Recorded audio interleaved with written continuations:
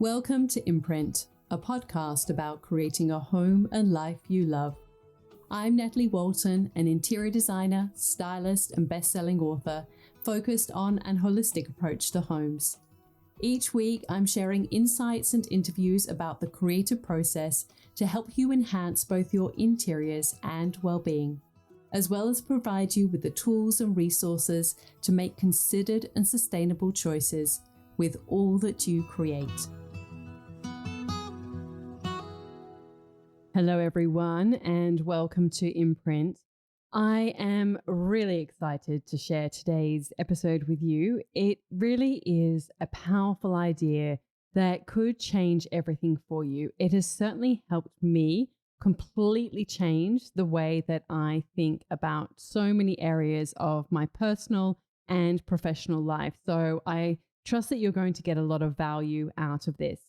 Recently, I shared this idea inside Design and Grow, which is my group coaching program for creative business owners. And so many of the people inside absolutely love this idea and said it was a really powerful reframe on what they think about and how they view the world.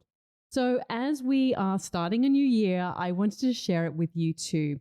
It's from the book 10X is Easier Than 2X by Dan Sullivan and Dr. Benjamin Hardy. And basically the basis of this idea is that when you try to think about making improvements in your personal or professional life, if you aim for a 2% improvement, what happens is that you just make small improvements and you just kind of keep iterating. And look, that is definitely better than not doing any kind of improvement. However, when you aim for a 10 times improvement, there's obviously a big difference between 10% and 10 times. So when you aim for a 10 times improvement, you have to reimagine what's possible for you.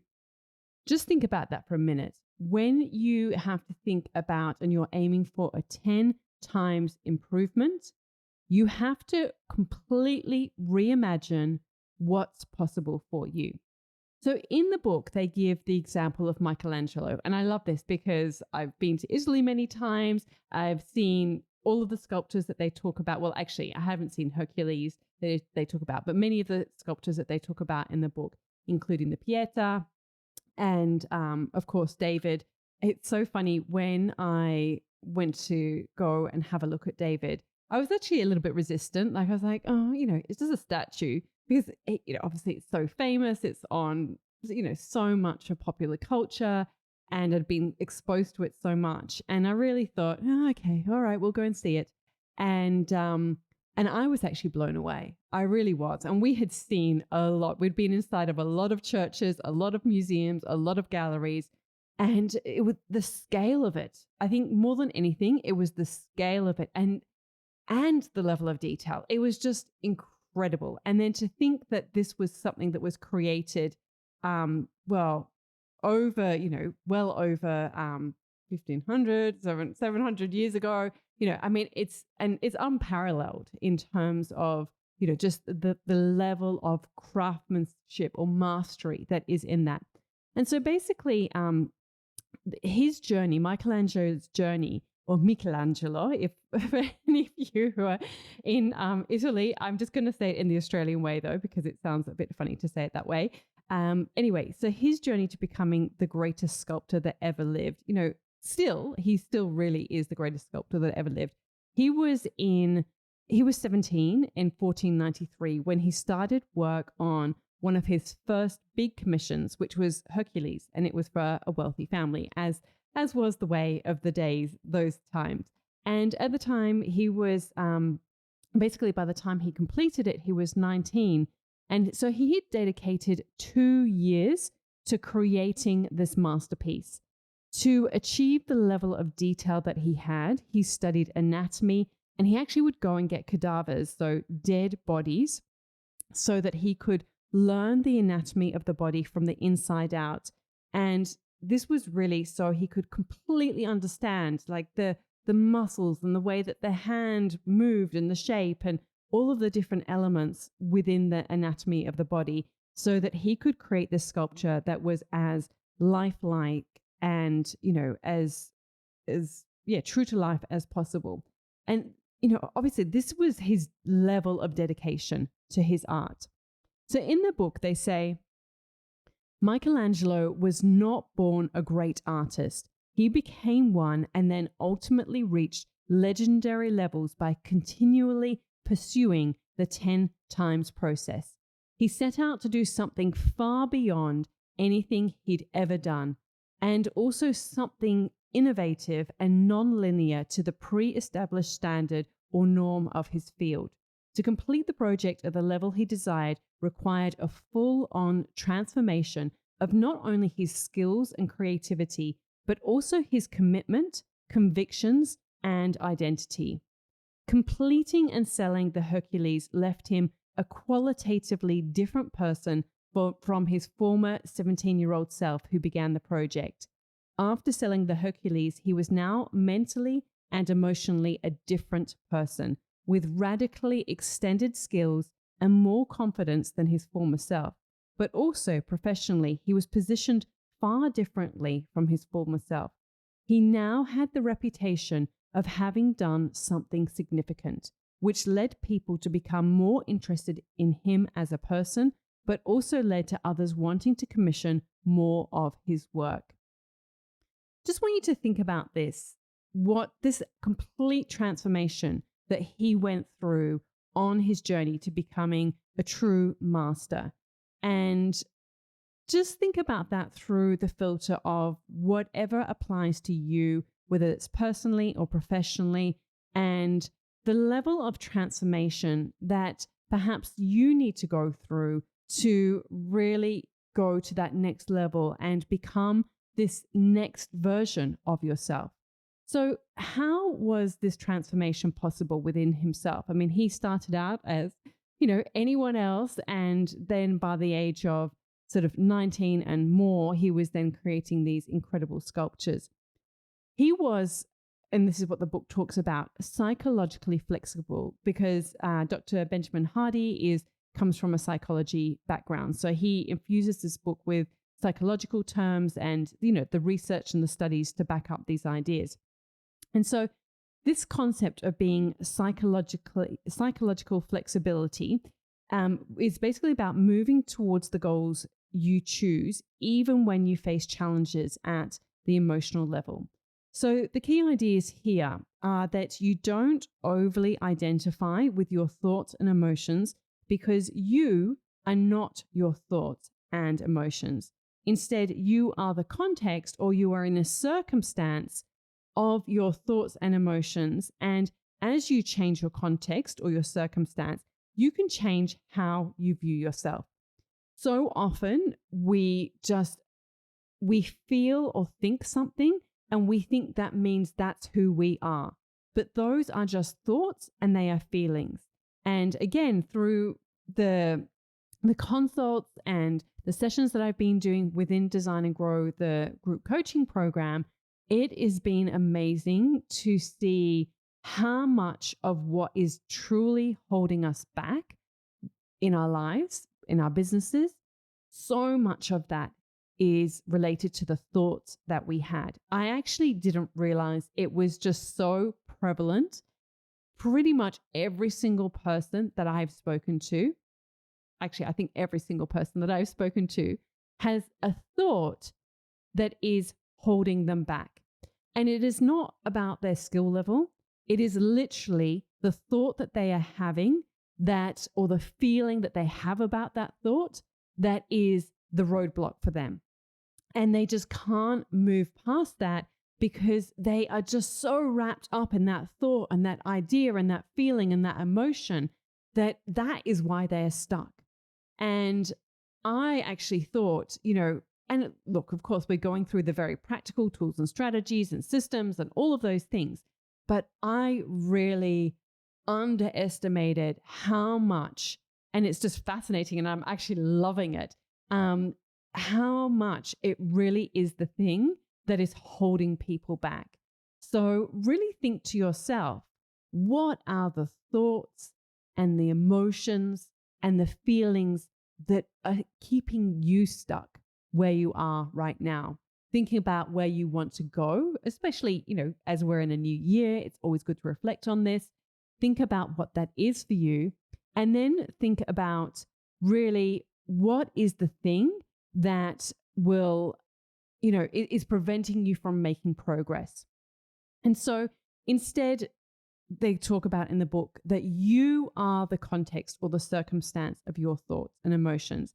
And as you change your context or your circumstance, you can change the way you view yourself. So my understanding of this is because I've kind of read that a few times, particularly in the book, and I'm really trying to wrap my head around it. And my understanding of this is that so we can have, as I said, so many people have these thoughts, these feelings, these emotions that really keep us stuck. But we can take action in our life. And that is how we actually move away from those thoughts and feelings and emotions. We start to become this new person and take on this new identity and go to this next level, because we then start to develop, we get new evidence, and then we start to develop new thoughts, feelings, and emotions. So it really is, it's a journey, it's an iterative process, and I find it really fascinating and so insightful in terms of what are the things that are holding us back. So basically, this idea that, if you are psychologically flexible, if you're flexible in terms of letting go of these thoughts, feelings, and emotions that are holding you back, you are more likely to, improve and make progress and actually transform your life. So they actually give an example in the book, which of course I have to share this one, because it says, just as you can rearrange and change the furniture in your home, you can change and transform yourself. Again, I know so many people are just stuck. Maybe you are as well. And just think that, sometimes it's changing things in our circumstances that can create that level of transformation within ourselves. So they go on to talk about Michelangelo and his psychological flexibility and how he was able to continually envisage bigger and grander versions for himself and what was possible for his art or work.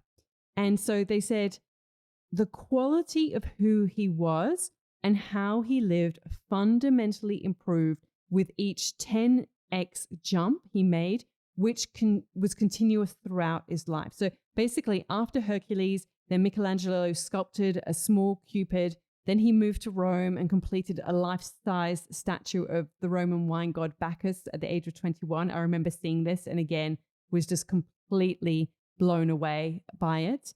And then he completed the Pieta, which was a sculpture of the Virgin Mary grieving over Jesus. And this was another 10x jump.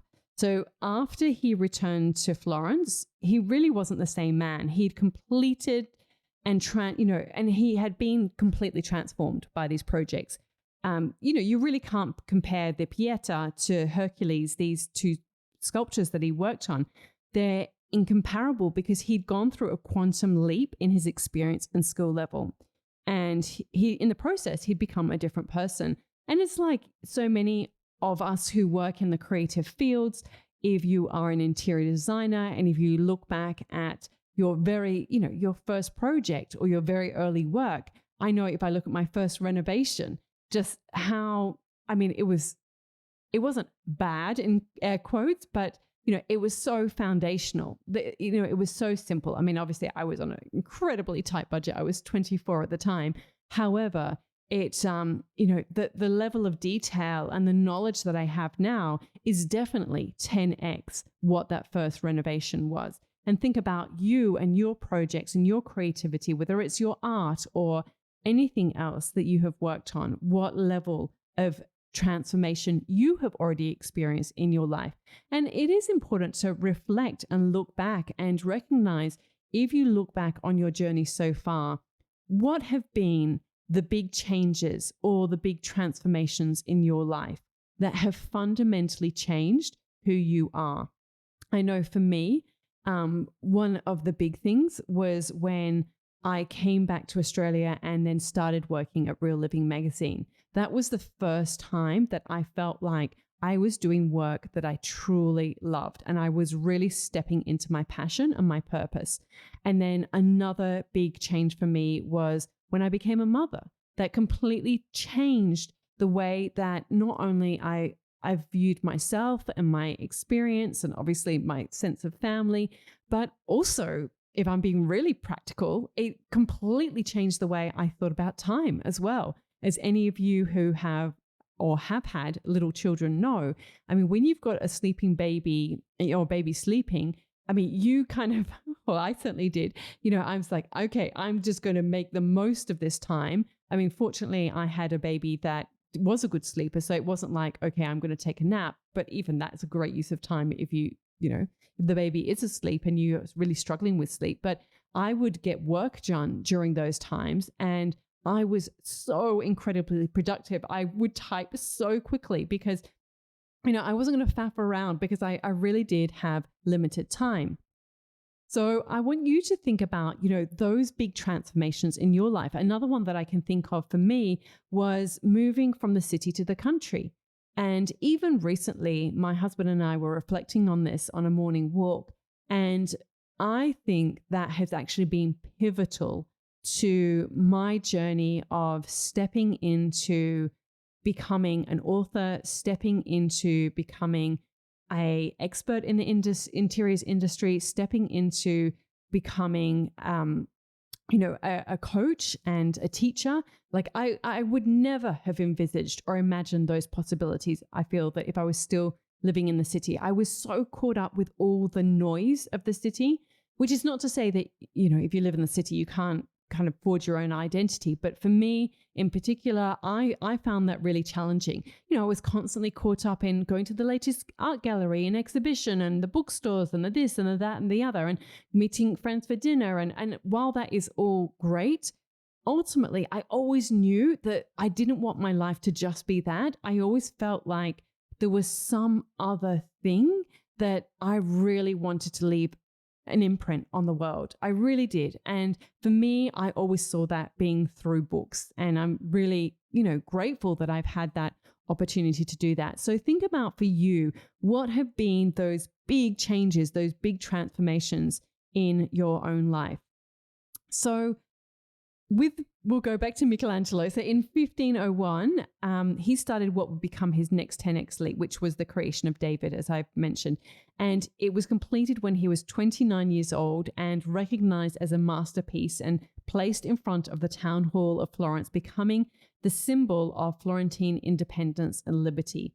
And so, if that was not enough, his next big project was a commission from the Pope to paint the Sistine Chapel, which he completed in 1512 at the age of 37. And so they write in the book, throughout his life, Michelangelo continued to take on projects far beyond, impossibly beyond his skill level. And I love this idea that, with each next project, he was really pushing himself to go to that next level. He wasn't like, oh, I'm just going to keep doing this. This is working and I'm just going to keep doing this. But he had something within him that was pushing himself to that next level. And so they say most people are afraid to commit fully to the 10x process because it inevitably requires letting go of your current identity, circumstances, and comfort zone. Going 10x means you're living based on the most intrinsic and exciting future you can imagine. So the 10x future becomes your filter for everything that you do, and your most current and the most of your current life you can't make through that. So you basically, with this filter, you want to use that as a guide for the decisions that you make going forward, because what got you here won't get you there. And of course, every next level you want to reach in your life, whether that's personally, professionally, requires you to become a new version of yourself. I know at the start of a new year, many people have health goals. And, even that, even if we're talking about health goals, how if you want to reach that next version, you have to become a new version of yourself. You have to become the type of person that does exercise regularly, no matter what. And maybe it's that you are going to just do 10 minutes rather than doing nothing. You become a new version of yourself. So what happens though? What do most people do?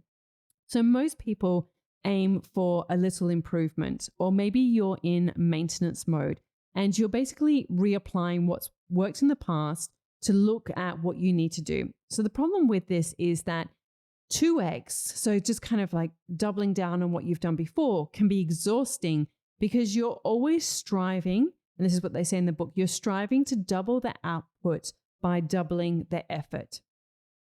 And again, I think this is really important to just pause and think on at the moment and I think this is why so many people get really fatigued when it's like, I'm just going to do more. I'm just going to work longer hours. I'm just going to do more Instagram posts, or I'm going to do more of this thing. And volume is important. However, if you are just always focused on the output, and doubling the effort, you will become exhausted.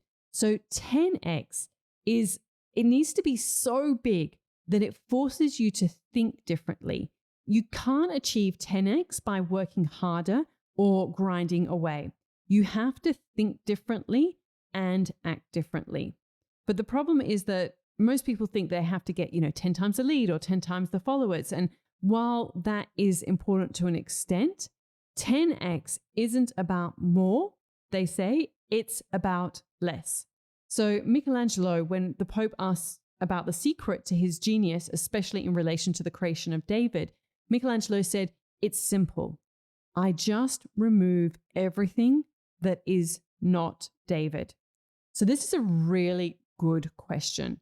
What can you remove that is not necessary in your life or your business? What could you simplify to help you get better results and closer to where you want to be? 10x is about simplifying to the essence of what you want to create or do and removing everything else. They give the example of Steve Jobs with the iPod, and of course he did this with the iPhone as well. So with the iPod, he basically removed the need to buy CDs and, even carry, like there was things like Walkmans, of course, but you then had to insert a tape into that. And so he completely reimagined how we would listen to music and really simplify the process to its essence. Like, how can I make this so simple? And look, it's been a while since I've used an iPod, but from memory, there was a play button. Maybe you press that again for pause, and then there was a go forward to the next track or go back to the previous track. And it was pretty much it. And it had a clip, and that was it. It was a small, very small device, especially in relation to the size of phones now. It was tiny. And he completely reimagined and transformed the way that we listen to music. And he did the same with iPhones. I don't know if any of you remember. I mean, it's funny how we get so used to what we currently have, we almost sometimes forget what we used to use. But when mobile phones really first started to have their kind of came out, and we're in that real heyday of the early days, when I think most people had a Nokia, you had to push buttons. To call somebody, you had to sort of literally push physical buttons on the phone. And then that was one of the, the transformational ideas behind the iPhone, was that it became a screen. The buttons were on a screen, and it completely changed. Like, he simplified again, and he distilled a mobile phone down to its essence and reimagined what was possible. And this rethinking made the experience of using a phone 10 times easier and better. So in the book, they say, just as 10x isn't about more but less, 10x is also not about quantity, it's about quality. So Michelangelo, he didn't increase the 10x, the quantity. Instead, he 10x the quality. So of course he was busy, and many people are, but he had a qualitative difference from the start to the end of his process. And so when you think about, how can I approach applying this principle or applying this idea to my life, it's really about making a qualitative shift, not a quantitative shift. And it's about, they give these examples, it's like going from crawling to walking, or from the horse and buggy to the car, or from being socially awkward and shy to being confident and making a stand for what you believe in. So qualitative change comes about through an internal process. It comes about through your own vision and identity, and you need to use these as a filter for everything that you do. So whatever you do then becomes a decision. Is this going to be a 10x or a 2x decision? And if you're going 10x, you want to release anything that doesn't align with your filter, which is your vision and identity. So they say going 10x means your attention is directly on far less, but it's insanely more potent and impactful because it's focused rather than spread thin. So these are some examples of how you use 10x. You can use it to expand your vision and standards, simplify your strategy and focus, identify and remove non-essentials, develop mastery in unique areas, and lean and empower others who excitedly share your vision. So 10x is about choosing to live and create at a higher standard. So I'm going to share some questions with you so that you can think about how you can apply this idea of going 10x rather than 2x to your personal and professional life. Here are some questions for you, and you might want to go and grab a pen and paper and write these down, or sometimes I just actually type on the notes section of my phone if I kind of come up with some great questions that I hear in a podcast. So number one is, what can you let go of this year that isn't helping you to go to 10x? I think we all recognize that there are so many different areas of our business and our life that is really not helping us. It's kind of like we're in the weeds, and it's not helping us have that exponential growth. And I've actually shared in a previous episode that, for this podcast, I have decided that for now, I might introduce it again at another date, but I actually want to focus on less but better with the podcast. So really make these episodes, transformational for you, really empowering and helpful and insightful. And please let me know if you're finding this really helpful and valuable. I would really love to hear from you. But I've decided to strip back different elements of the podcast. And of course, when, we get to a point where we can bring someone on to help with the podcast in a more sort of dedicated fashion, then we may reintroduce those elements. But I feel that that's not necessarily where our time and energy is best spent. And yes, definitely creating a weekly podcast. Yes, definitely creating valuable content within the podcast. But do we need to do all the kind of bells and whistles of that? Does it detract from the experience of the podcast? Well, I don't think it does. I think that those different elements can help sometimes with podcasts and kind of get a little bit more engagement or a bit more of a hook. And that is also, it's all good and important, but there is always an opportunity cost when you're spending time on something and not on something else. So that is something that we are experimenting within the podcast itself this early part of the year. I will give it probably a quarter or so and listen to your feedback. I'm always open to hearing back from you about if you're really enjoying these episodes. Would love to hear from you. So number two, the second question that you can ask yourself is, what is the 20% area of your life or your business that if you went all in on that, you would get 10x results? So a personal example might be sleep. Maybe you haven't been getting prioritizing sleep or good quality sleep. So maybe if you went all in on really trying to improve your sleep, you could see a really big transformation in other areas of your life. From you might start to eat better and exercise more and engage more with your children and not feel, cranky at them or whatever it is for you. So professionally, it could be, taking your interiors to the next level, or your Instagram with exceptional imagery. Maybe if it's a business, it's focusing on, your best-selling products. Like if you went all in on your best-selling products, what would that mean for your business? Number 3 is, are you focused on effort or volume or something like a qualitative difference? It kind of reminded me this question of, are you focused on volume or a qualitative difference? The idea where I shared in episode 163 about radical beauty. And as I said, this is something that's really been calling to me recently, this idea of embracing radical beauty in what I create. And I can share a link in the show notes, and it's episode 163. So you can go to nataliewalton.com/podcast/163 if you want to listen to that episode, because I share more about this concept. But really question with yourself, what are you focused on right now? Is it volume, or are you really focused on a qualitative difference? Number 4, what would you do with your life and your business if you weren't afraid of what other people thought of you? I've actually done this question a few times in the past, and I'm probably due to revisit it, but because it really is, it's amazing. Again, kind of going back to what I was sharing earlier on with people who are inside Design and Grow, how much our thoughts and our fears are holding us back. It's not our skills. It is, because they can sometimes be quite easy to learn, but it is our thoughts and our feelings and our fears and our worries about learning those skills or putting ourselves out there.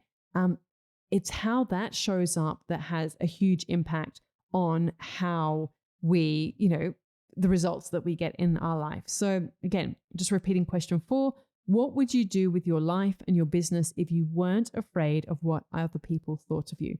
And just to add to that, isn't it ridiculous? And I'm just saying this, that we all do this, that we put so much weight on what other people think.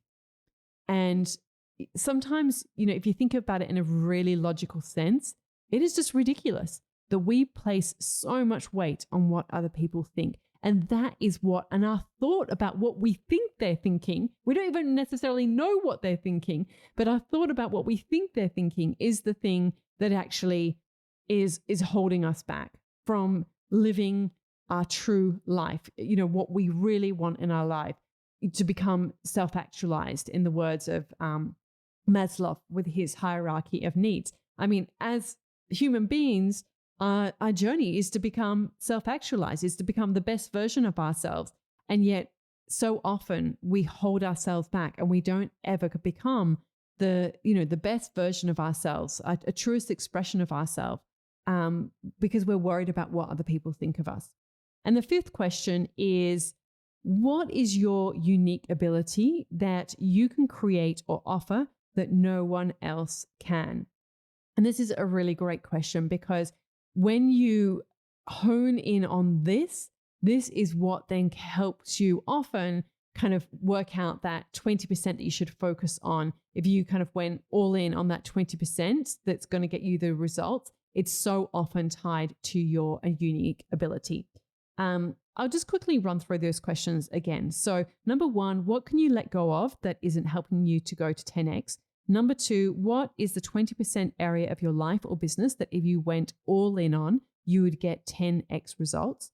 Number 3, are you focused on effort or volume or something qualitatively different with whatever you're doing? Number 4, what would you do with your life and your business if you weren't afraid of what other people thought of you? And number 5, what is your unique ability that you can create or offer that no one else can? So when you think about 2x, often what happens is that you just try and improve. But when you think about 10xing, you have to reimagine yourself or reimagine your business. You have to take a totally different perspective. So if you try to reimagine your business, you have to think about 10x, because you will at least 2x. So sometimes it's not always if you actually get to the 10x, but you will get so much further away and ahead of where you are now if you think 10x, because it will help you to rethink differently. So just to quickly review some of the big ideas that I've shared with you today in this episode. Number one was about the importance of psychological flexibility. So not overly identifying with your thoughts and emotions, because you are not your thoughts and emotions. Number two is to avoid just trying to double your output to get the results. Instead, that 10x isn't about more, it's about less. And it's about deciding where you are best off focusing on in your personal or professional life to get the results that you want. Number three was 10x isn't just about less, it's about quality as well and making a qualitative difference. And number four is about creating a vision and identity to filter your decisions. I hope that this has really inspired you or encouraged you to think in a different way about your goals for this coming year. I hope that it has opened your eyes maybe to some questions or thoughts or ideas that you haven't previously had. As I said, I've kind of got a lot of value out of reading this book. It is a business type of book, but I do think there are ideas within it that you can apply to your personal life as well. As I mentioned, I always would love to hear from you. If you find this episode valuable, you can DM me on Instagram at Natalie Walton. And if you're new to the podcast, make sure that you hit the follow button. And if you are a regular listener and have not yet left a 5-star rating or review, I would really appreciate if you could do that. Oh, and just one last thing before I wrap up. Enrollments for the Styling Masterclass will be opening soon. And I have created a goal planner that you can get hold of, which you can apply all of these ideas that we've talked about in that goal planner. Start thinking about it through the 10X framework. So to get your hands on that goal planner, go to nataliewalton.com/waitlist, and you will be able to download that and you can start thinking about your goals in relation to 10X. It is such a powerful exercise. As always, hope you found this valuable. Really appreciate you listening, sharing all the love with the podcast, and I look forward to connecting again with you soon. All of the links and info for this episode are at nataliewalton.com/podcast. Don't forget to subscribe so that you can get a direct download of the latest episode. And I really appreciate when you take a minute to rate and review, as well as share the love with someone you know who might benefit from this episode, or on social media. If you'd like to access a range of free resources, come visit my website, nataliewalton.com. Thank you to Jaeger Media for producing this podcast. And I would also like to acknowledge the people of the Bundjalung Nation where it was recorded, and pay my respects to elders past, present, and emerging. I look forward to connecting again soon. I'm Natalie Walton, and you've been listening to Imprint.